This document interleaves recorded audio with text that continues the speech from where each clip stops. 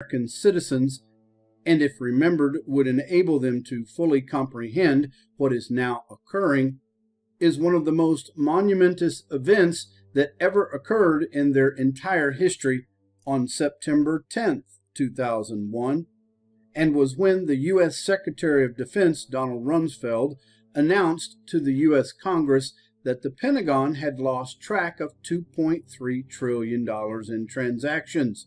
But that was followed up by less than 24 hours later by a catastrophic and devastating attack on both the Pentagon and New York City, and we all know what that accounts to.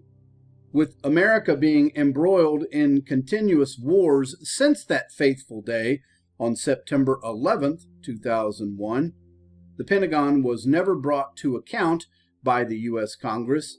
That is until this last year of the Obama administration, when it passed a bill authorizing a staggering $900 million to be paid to audit the Pentagon.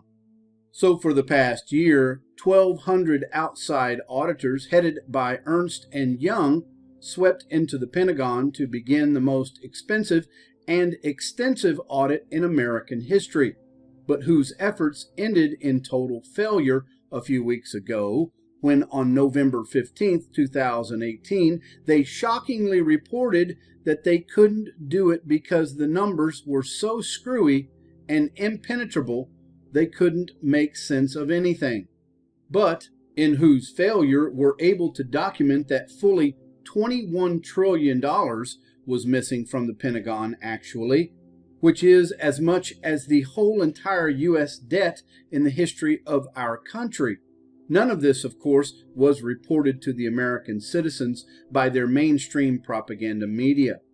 But it didn't escape the notice of the newly elected deep state-aligned socialist communist U.S. Congresswoman Alexandra Ocasio-Cortez, who quickly tweeted out to her leftist followers, quote, $21 trillion in Pentagon financial transactions could not be traced, documented, or explained. Medicare for all costs $32 trillion. That means 66% of Medicare for all could have been funded already by the Pentagon, unquote. A gutting for their resources the Pentagon will never allow, and is why they created the mysterious U.S. military intelligence organization QAnon, to place President Donald Trump into power to make sure it could never happen. As to what has happened to the $21 trillion discovered missing from the Pentagon that could have paid off the entire national debt of the United States, one needs to look no further than a British citizen the UK keeps surrounded by armed guards and refuses to hand over to the American citizens named Gary McKinnon, who, over a 13-month period between February of 2001 and March of 2002, perpetrated, quote, the biggest military computer hack of all time, unquote, when he broke into and stole both the Pentagon's and NASA's most highly classified secrets, the most important of them being evidence proving that the United States was conducting reverse engineering on alien spacecraft, and whose success in doing so McKinnon revealed by his stating, quote, I also got access to Excel spreadsheets. One was titled Non-Terrestrial Officers. It contained names and ranks of U.S. Air Force personnel who are not registered anywhere else.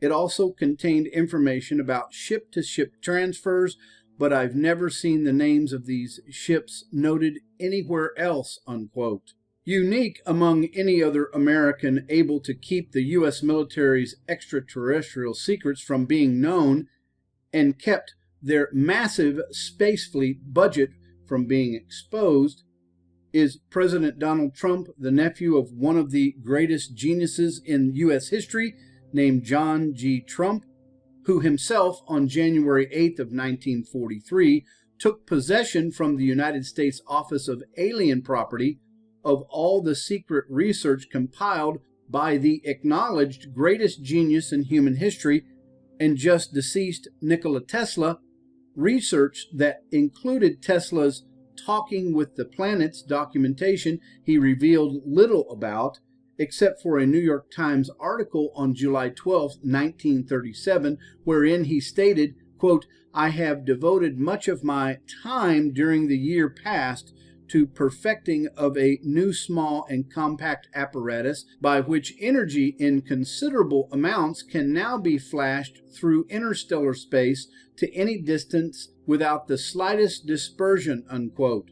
Thus making it clear why the mysterious U.S. military intelligence organization, QAnon, placed President Trump into power and will protect him at all costs, most particularly because at the same time martial law imposition in the United States is growing near. It may soon follow with it having to be imposed on the entire world, unprepared for what's coming next. When it comes to space, too often, for too many years, our dreams of exploration and discovery were really squandered by politics and bureaucracy, and we knocked that out. So important for our psyche, what you're doing. It's going to be important monetarily and militarily, but so important for right up here, the psyche. We don't want China and Russia and other countries leading us. We've always led. We've gone way far afield for decades now, having to do with our subject today. We're going to be the leader by far. We're behind you 1,000%. When it comes to defending America, it is not enough to merely have an American presence in space. We must have American dominance in space. So important. Very importantly, I'm hereby directing the Department of Defense and Pentagon to immediately begin the process necessary to establish a Space Force as the sixth branch of the armed forces. That's a big statement. What do you want first, the good news or the bad news?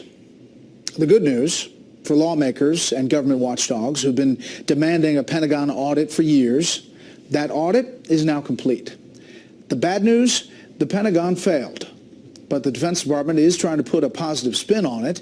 National Security Correspondent Jennifer Griffin is at the Pentagon tonight to tell us how. Good evening, Jennifer. Good evening, Brett. Since 1990, Congress required all government agencies to undergo an audit. The Pentagon resisted, arguing it was too big and unwieldy to comply.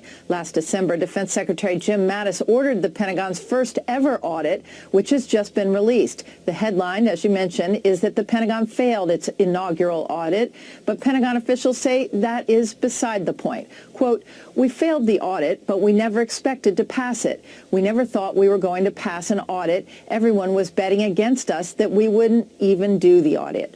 The review found inventory discrepancies and that the Pentagon thought it owned certain buildings and installations that it no longer owns. It also found redundant military IT systems badly in need of better cybersecurity. The audit itself cost $413 million and was conducted by 1,200 auditors who visited 900 military sites. They examined $2.7 trillion in assets. The problems will cost an estimated $559 million to fix, according to the Pentagon. The chairman of the House Armed Services Committee said the audit should not be an excuse for arbitrary defense budget cuts. So far, there's been no finding of fraud or any of that sort of thing. Mainly, the problem is that one set of financial or accounting systems cannot talk to another. I think the biggest surprise may be that the Pentagon does not actually own as many buildings as it thought it did. The audit did not get into issues of waste like that found by airmen at Travis Air Force Base who figured out how to save taxpayer money when they learned that a special water kettle used on board warplanes cost a whopping $1,280. When the kettle's handles break, they now use a 3D printer to replicate replacement handles rather than buying new kettles. The Air Force is now using 3D printing to save millions of taxpayer dollars through 3D printing of parts for older aircraft as well. Brett? Okay, Jennifer Griffin live at the Pentagon. Jennifer, thank you.